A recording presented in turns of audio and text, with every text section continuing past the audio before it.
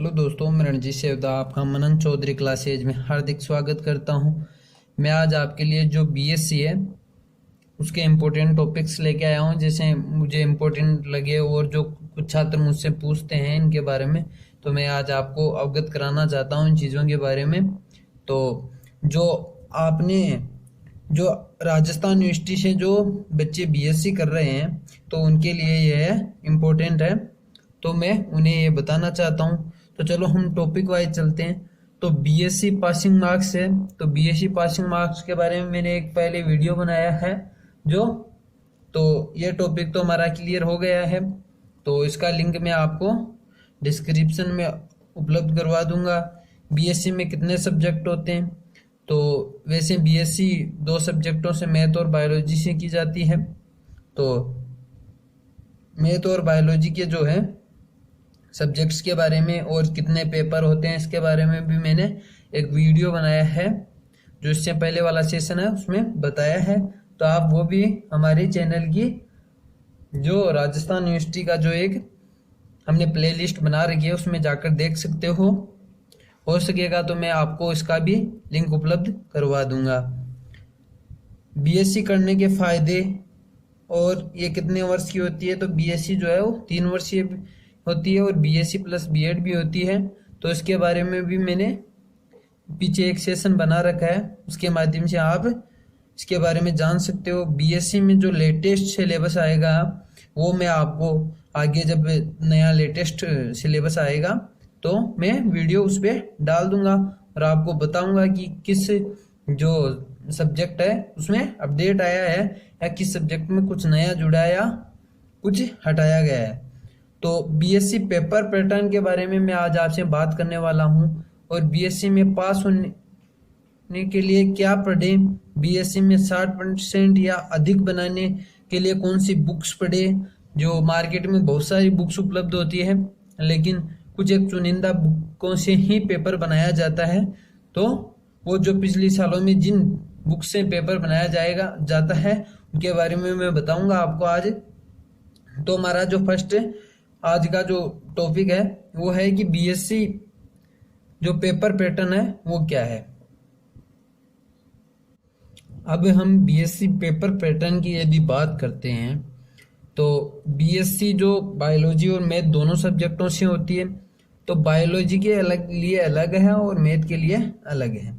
तो बायोलॉजी में यदि मैं बायोलॉजी की बात करूं, यदि मैं बायो की बात करूं और इस तरफ में यदि मैथ की बात करूं, तो बायोलॉजी में जब फर्स्ट ईयर में होते हैं तो फर्स्ट ईयर में टोटल जो 13 पेपर लगते हैं, सब्जेक्ट जो है वो हमारे 7 होते हैं।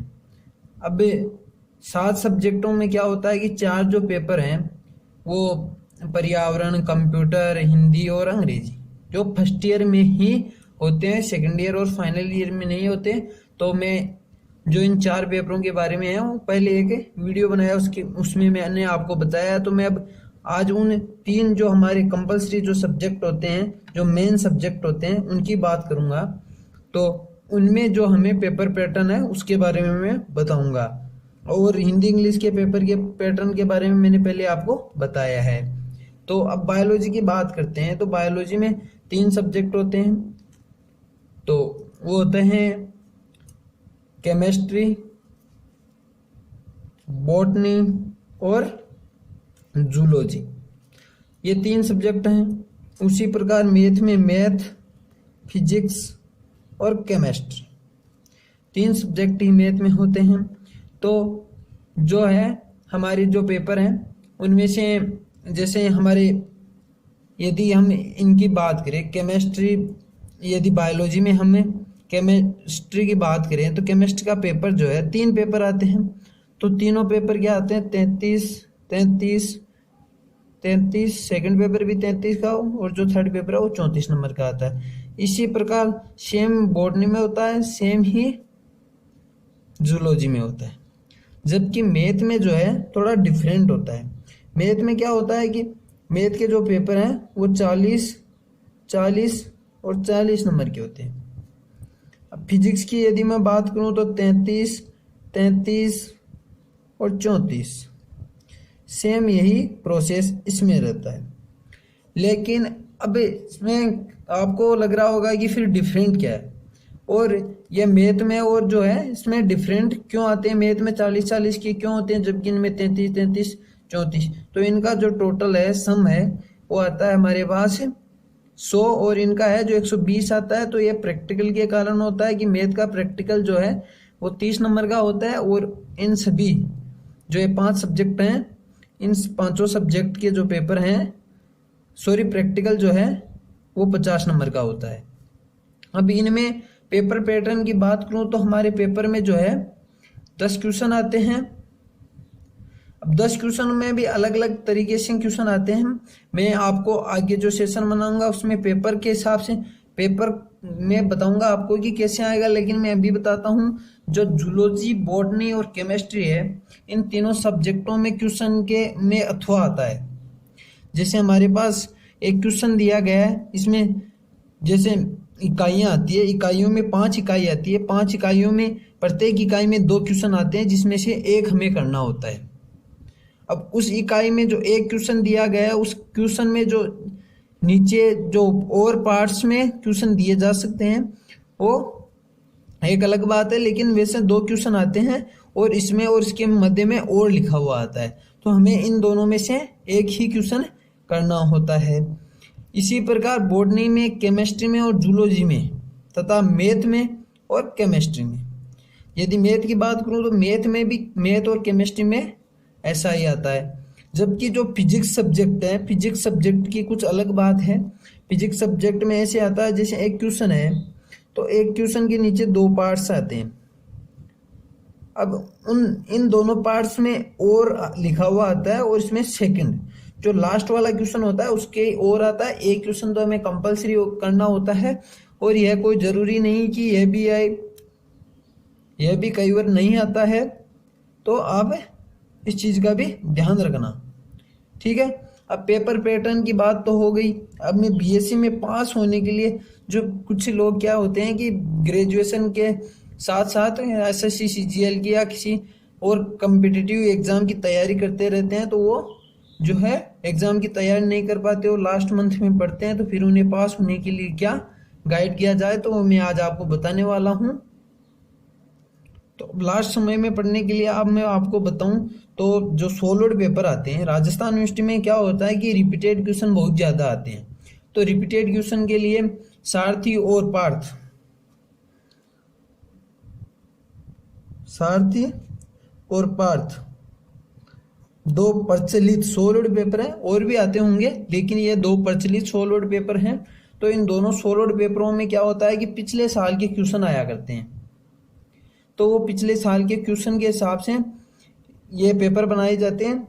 तो ज़्यादातर जो क्वेश्चन है वो राजस्थान यूनिवर्सिटी में रिपीट होने के कारण इनमें से लगभग बच्चे हैं जो पढ़कर 60% इजीली ला सकते हैं। तो मैं आपको ये गाइड करूंगा कि सारथी और पार्थ जो है लेकर आए और अंत समय में इन्हें पढ़कर आसानी से पास हो सकते हो। अब कुछ बच्चे होते हैं जो क्या है कि टीचिंग लाइन में जाना चाहते हैं, तो उन्हें जो है ग्रेजुएशन अच्छी करनी होती है, इसलिए वो क्या है कि ज़्यादा परसेंटेज बनाने की कोशिश करते हैं। तो उन्हें ज़्यादा परसेंट बनाने के लिए मैं यदि आपको बताऊं कि आपको क्या पढ़ना चाहिए, तो ज़्यादा परसेंटेज बनाने के लिए आपको जो है बुक्स पढ़नी चाहिए।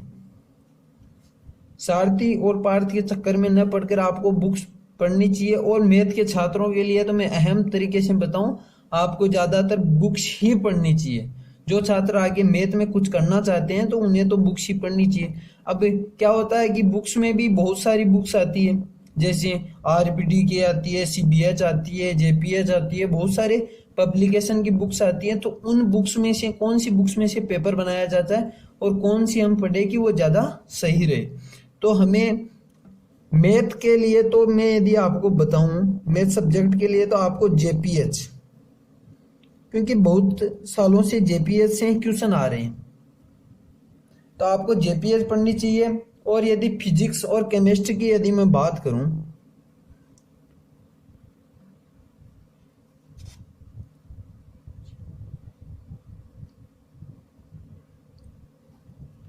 फिजिक्स और यदि केमिस्ट्री की मैं बात करूं तो इन दोनों के लिए आप सीबीएच CBS पब्लिकेशन की जो बुक्स आती है वो पढ़ना, क्योंकि ये बहुत ज़्यादा।